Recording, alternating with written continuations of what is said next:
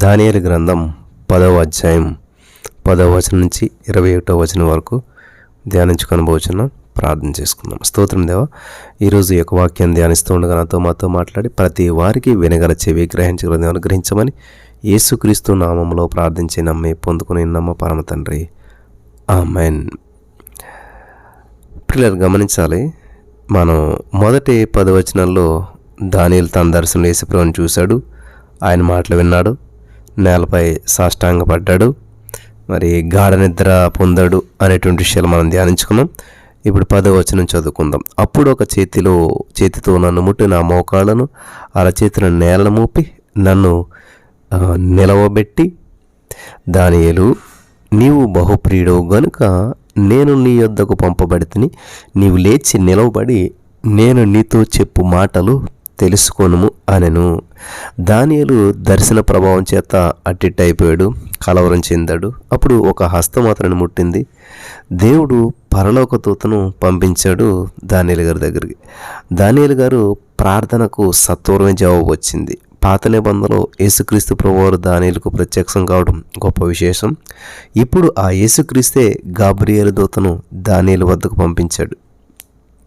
గమనించాలి, యేసుక్రీస్తు దేవదూతల కంటే శ్రేష్ఠుడు, ఆయన దేవునితో సమానుడు, ఆయన దేవుని కుమారుడు. దేవదూత వచ్చినప్పుడు దానియేలు కింద పడి ఉన్నాడు. అప్పుడు గాబ్రియేలు దానియేలును లేపాడు. దానియేలు లేచి మోకాళ్ళ మీద నిలిచాడు. గమనించాలి, నుంచోలేదు, మోకాళ్ళ మీద నిలబడ్డాడు. 11వ వచనం, దానియేలు, నీవు బహుప్రియుడు కనుక నేను నీ యొద్దకు పంపబడితే నీవు లేచి నిలవబడి నేను నీతో చెప్పు మాటలు తెలుసుకోను అంటూ ఉన్నాడు గాబ్రియేలు దూత. యేసుక్రీస్తే దేవునికి ప్రియుడని ఎఫెసీ పత్రికలో చెప్పబడింది. అలాగే ప్రియుడైనటువంటి యేసుక్రీస్తునందు విశ్వాసులందరూ కూడా దేవునికి ప్రియులే. పరలోకంలో దేవుడు నిన్ను నన్ను ప్రియుడని చెప్పి సంబోధించడం మనకు అందరికీ కూడా ఎంతో ఆనందకరమైనటువంటి విషయం. 11 అతడి మాటలు నాతో చెప్పగా నేను వణుకుచూ నిలవబడితిని. అప్పుడు అతడు, దానియేలు, భయపడకు, నీవు తెలుసుకొనవలనని నీ మనసును అప్పగించి దేవుని ఎదుట నిన్ను నీవు తగ్గించుకొని ఆ మొదటి దినం మొదలుకు నీవు చెప్పిన మాటలు వినబడ్డాయి కాబట్టి నీ మాటలను బట్టి నేను వచ్చాను. మొదటి దినము చూసారా, పారసీకుల రాజ్యాధిపతి 21 దినములు నన్ను ఎదిరించెను. ఇంకా పారసీకుల రాజుల సముఖమున నేను నిలుచుచుండగా ప్రధానాధిపతులలో మికాయేలను ఒకడు నాకు సహాయం చేయుచు వచ్చెను. 13వ వచనం వరకు చదువు. ఇక్కడ దేవుడు తెర తొలగించాడు, పరలోక దర్శనం చూపించుచున్నాడు. మనకు కనబడనటువంటి సంగతులు, అదృశ్యమైనటువంటి ఎన్నో జరుగుతున్నాయి. దేవుడు అప్పుడప్పుడు కూడా తన ప్రియులకు పరలోకంలో ఏమి జరుగుతున్నాయో అవన్నీ కూడా చూపిస్తూ ఉంటుంటాడు తన బిడ్డలకి. పరలోకంలో మనకు అదృశ్యమైనటువంటి ప్రపంచంలో ఆశ్చర్యకరమైనటువంటి విషయాలు ఎన్నో ఉన్నాయి. మనకు కనబడకుండానే మంచికి చెడుకు మధ్య, చీకటికి వెలుగుకు మధ్య, దేవునికి సైతానికి మధ్య ఎడతెగకుండా ఒక పోరాటం అనేటువంటిది జరుగుతూ ఉన్నది. ఇది మనకి అర్థం కాకపోవచ్చు, కానీ ఇదైతే వాస్తవం అన్నమాట. 12వ వచనం, అప్పుడు అతడు, దానియేలు, భయపడకము, నీవు తెలుసుకొనవలనని నీ మనసును అప్పగించి దేవుని ఎదుట నీవు తగ్గించుకుని ఆ మొదటి దినం మొదలుకొని నీవు చెప్పిన మాటలు వినబడినవి గనుక నీ మాటలను బట్టి నేను వచ్చి తిని అని చెప్పేసి ఇక్కడ గాబ్రియేలుతో దానియేలుతో మాట్లాడుతూ ఉన్నాను. పారసీకుల రాజ్యాధిపతి 21 దినములు నన్ను ఎదిరించాను. ఇంకా పారసీకుల రాజుల సముఖమున నేను నిలుచుచుండగా ప్రధానాధిపతులలో మికాయేలను ఒకడు నాకు సహాయం చేయించు వచ్చెను. దేవుడు మన ప్రార్థనకు వెంటనే జవాబునిస్తాడు, కానీ ఆ జవాబు మనకు చేరడంలో సైతాన్ గాడి యొక్క ఆటంకాలు ఎదురవుతుంటుంటాయి. సైతాన్ ఆటంకాలు కలిగిస్తూ ఉంటుంటాడు. ఎఫెసీ 6:11, మీరు అపవాది తంత్రాలను ఎదిరించుటకు శక్తిమంతులగునట్లు దేవుడిచ్చి సర్వాంగ కవచం ధరించుకొనుడి అని అక్కడ చాలా స్పష్టంగా బైబిల్ గ్రంథం మనకి సెలవిస్తూ ఉన్నది. పిల్లలు గమనించాలి. 12వ వచనం, ఏలైనగా మనం పోరాడిన శరీరంతో కాదు కానీ ప్రధానులతోనూ అధికారులతోనూ ప్రస్తుత అంధకార సంబంధులకు లోకనాథులతోనూ ఆకాశ మండలం అందున్నటువంటి దురాత్మ సమూహంతో మనం పోరాడుతూ ఉన్నాము. ఇక్కడ మనం గమనించవలసిన విషయం ఏంటంటే ఆధ్యాత్మికమైనటువంటి పోరాటం ఇది.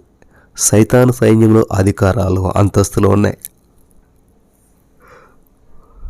వీటిని బట్టే అప్పుడప్పుడు మన ప్రార్థనకు వెంటనే జవాబు రాదు. సైతాను గాని దూతలు అంతరాయం కలిగిస్తాయి. అసలు ప్రార్థన అంటే ఆధ్యాత్మికమైనటువంటి పోరాటమే. ప్రార్థన అంటే ఆధ్యాత్మికమైనటువంటి పోరాటం అనమాట.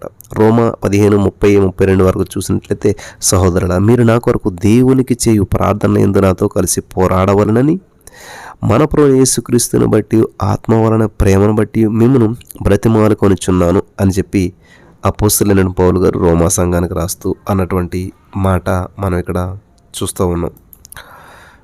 జాగ్రత్తగా గమనించినట్లయితే ప్రియులారా, ప్రార్థన అంటే సైతానీయమైనటువంటి శక్తిని ఎదిరించి పోరాడటం అనమాట. ప్రార్థన ఆధ్యాత్మికమైనటువంటి యుద్ధం, చీకటి శక్తులతో ఎడతగినటువంటి పోరాటం. ప్రార్థన ఆధ్యాత్మికమైనటువంటి రణరంగం. ప్రార్థన విలువను మనం గ్రహించాలి. ఇది చాలా ప్రాముఖ్యమైనటువంటి విషయం. ప్రార్థనలో అర్థం లేనటువంటి పెద్ద పెద్ద మాటలు వాడకూడదు. ప్రార్థనలో ప్రసంగాలు చేయకూడదు. అలాగే వేదాంత పాండిత్యాన్ని వలకబోయకూడదు. నిజమైనటువంటి ప్రార్థన ఏదనగా ప్రసవ వేదన. వింటున్నారా? ప్రార్థన ఆధ్యాత్మికమైనటువంటి శక్తితో దుష్టుడైనటువంటి సాతాను గారిని ఎదిరించి పోరాడేటువంటి వీరోచితమైనటువంటి చర్యే ప్రార్థన. దానియేలు 10:12 అప్పుడు అతడు, దానియేలు భయపడకము, నీవు చేసుకున్న మొదటి రోజే వినపడ్డది. నన్ను సైతానుగాడు అడ్డగించాడు అని చెప్పి ఇక్కడ గాబ్రియేల్ చెప్తున్నటువంటి మాటలు మనం వింటూ ఉన్నాం. ప్రియులు గమనించాలి. ఒకడు నాకు సహాయం చేయవచ్చునంట. అతడు మానవుడు కాదు, సైతాను దూత. దేవుని దూతలు ఆయా పనులకు నియమించబడినట్లే సైతాను గాడు దూతలు కూడా వేరు పనులకు కేటాయిస్తుంటుంటాడు సైతానుగాడు. ఇది గమనించదగ్గ విషయం అన్నమాట. పిల్లలు గమనించాలి. సైతానుకు సేనాపతులు ఉన్నారు. రకరకాల బాధ్యతలు వారికి సైతానుగాడు అప్పగిస్తాడు. పారసీక రాజ్యం మీద సైతాను ఒక దూతను నియమించాడు. అయితే గాబ్రియేలు దూతకు సహాయం చేయటకు మిఖాయేలు వచ్చాడనమాట. దానియేలు చేసినటువంటి ప్రార్థనకు జవాబు వచ్చింది. పారసీక రాజ్యాన్ని గురించి దానియేలు తెలుసుకోవలసినటువంటి విషయాలను గాబ్రియేలు తెలియజేస్తున్నాడు. పారసీక రాజ్యము, గ్రీసు రాజ్యము, వాటి పర్యవసానము దేవుడు దానియేలుకు తెలియజేస్తూ ఉన్నాడు.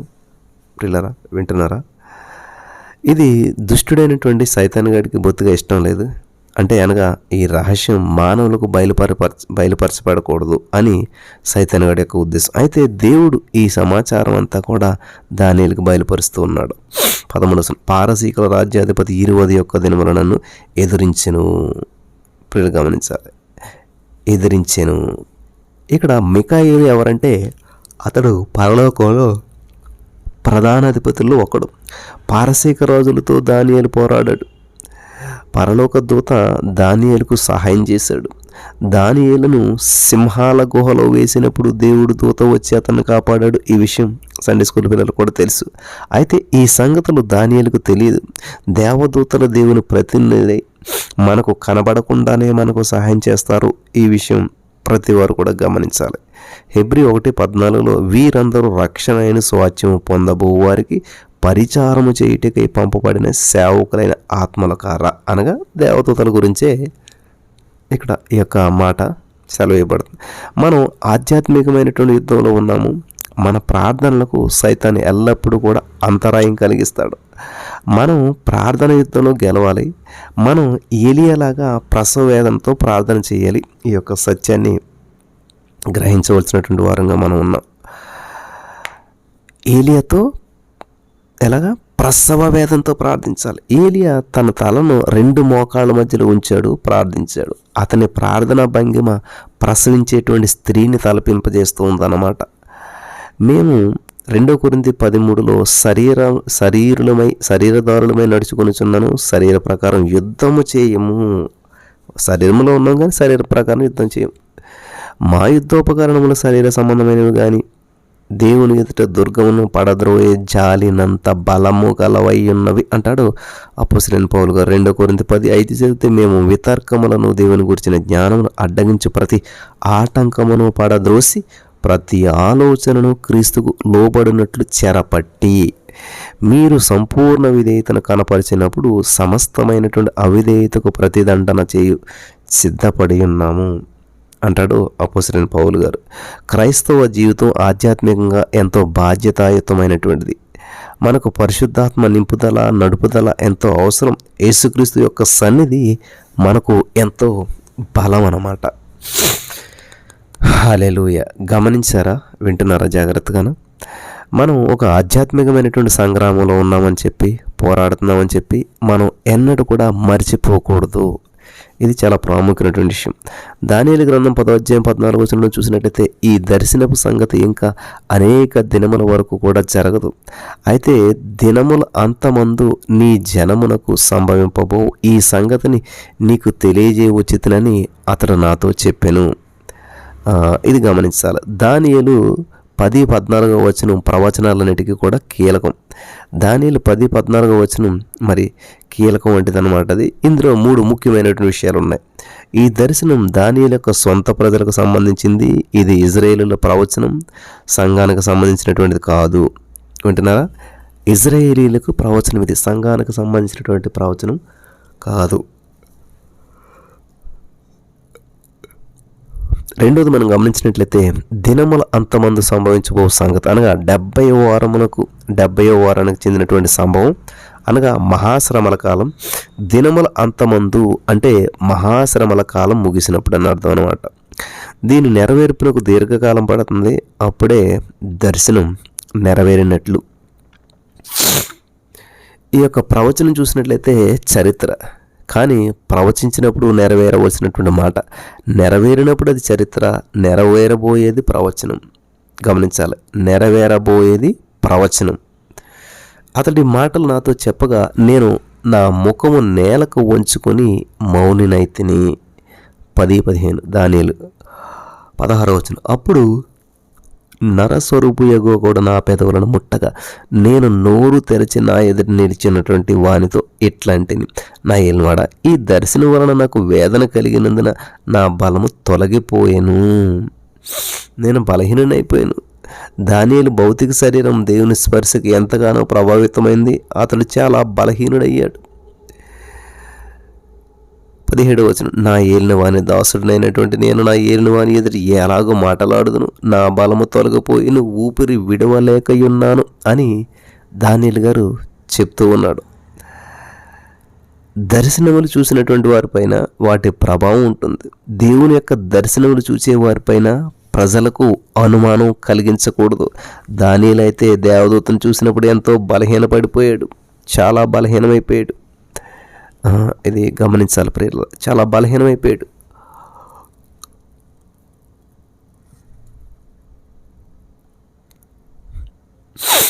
పద్దెనిమిదవ వచనం. అతడు మరలా నన్ను ముట్టి నన్ను బలపరిచి నీవు బహుప్రియుడు, భయపడకు, డోంట్ ఫియర్, భయపడకు అంటా ఉన్నాడు.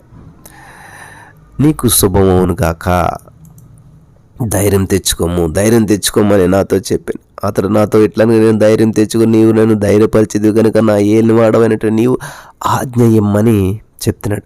ధైర్యం వచ్చింది, చెప్పండి ఆజ్ఞ ఇవ్వండి అంటున్నాడు ఇక్కడ దానియేలు గారు. ఇది చాలా ప్రాముఖ్యమైనటువంటి విషయం. అతడు నేనెందుకు నీ వద్దకు వచ్చినది నీకు తెలిసింది కదా, నేను పారసీకుడకు అధిపతితో యుద్ధం చేయుటకు మరలా పోయేదను అని చెప్తున్నాడు అన్నమాట. అయితే ఇక్కడ సత్యగ్రంథమందు రాసినటువంటిది నీతో చెప్పేదను, నీ అధిపతి యగు మిఖాయేలుగాక ఈ సంగతులను గూర్చి నా పక్షముగా నిలువ తెగించిన వాడు ఒక్కడును లేడు. దేవదూత దేవుని యొక్క వాక్యాన్ని గురించి మాట్లాడుతున్నాడు.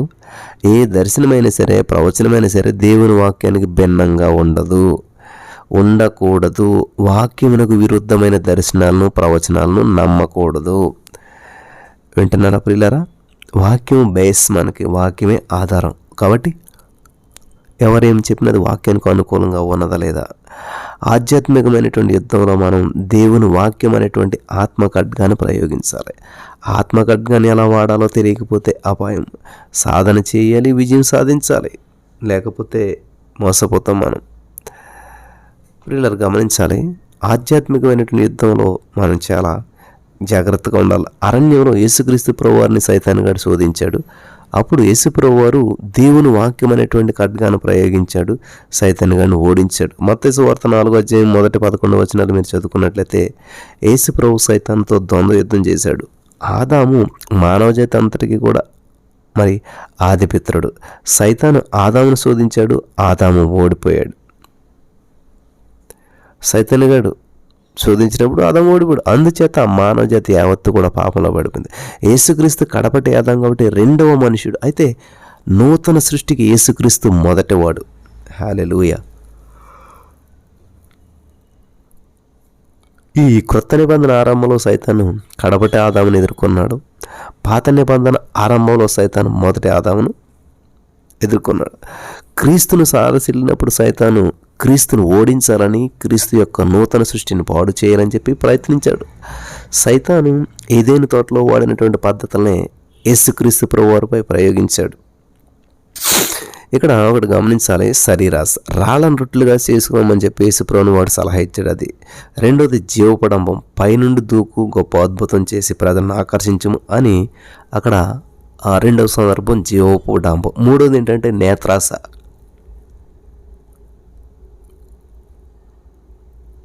లోకరాజ్యముల ఐశ్వర్యం చూడుము, దానిని సంపాదించము. అయితే సైతాను ఈ యుద్ధంలో ఓడిపోయాడు. వాడు అనగా సైతానుగాడు ఈ యొక్క లోకాధిపతి, దురాత్మలో పిశాసాలు సైతాను వశంలో ఉన్నాయి. ఈ యొక్క విషయాన్ని గమనించాలి. ఇక్కడ సైతానుకు సైన్యం ఉన్నది. వాయుమండల సంబంధమైన దురాత్మల సమూహాలపై సైతాను వశంలో ఉన్నాయి. సైతానుగాడు నాశనం చేస్తాడో, మనుషులను బంధిస్తాడో, వాడు దెయ్యాల బోధను ప్రచారం చేస్తాడు సైతానుగాడు. ఎఫెసీ 2:2 వాయుమండల సంబంధమైన అధిపతిని అనగా అవిధేయులైనటువంటి వారిని ఇప్పుడు ప్రేరేపించే శక్తికి అధిపతి. చూసారా, అవిధేయులైనటువంటి వారిని ప్రేరేపించే శక్తికి అధిపతి ఎవడంటాడు? సైతానుగాడు.